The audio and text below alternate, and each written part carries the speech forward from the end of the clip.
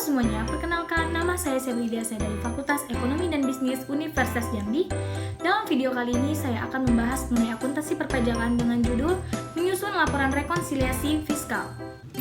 Yang pertama, perbedaan laba fiskal dan laba komersial. Yang pertama, beda tetap atau permanen.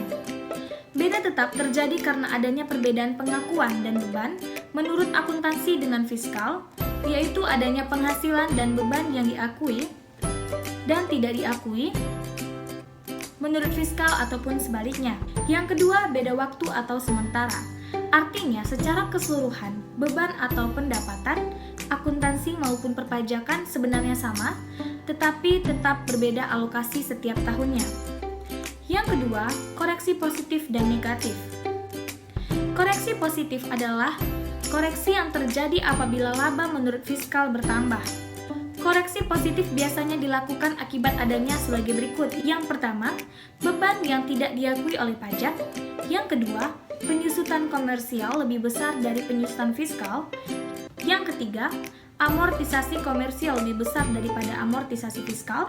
Yang keempat, penyesuaian fiskal positif lainnya. Selanjutnya yang kedua, koreksi negatif. Merupakan koreksi yang terjadi apabila laba menurut fiskal berkurang. Koreksi negatif biasanya dilakukan akibat adanya hal-hal berikut. Yang pertama, penghasilan yang tidak termasuk objek pajak, Pasal 4 ayat 3 Undang-Undang PPh.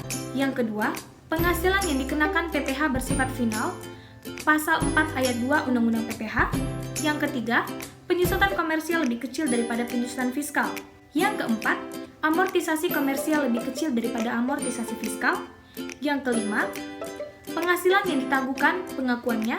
Yang keenam, penyesuaian fiskal negatif lainnya. Yang ketiga, perhitungan PPh badan.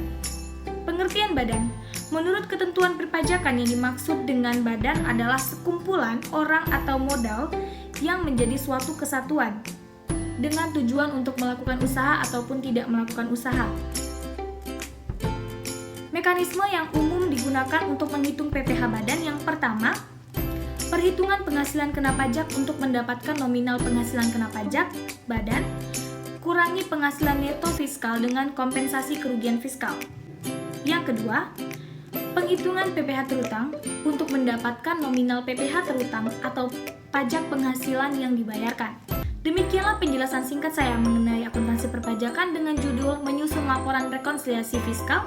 Kurang dan lebihnya saya mohon maaf. Terima kasih telah menonton video ini. Sampai jumpa.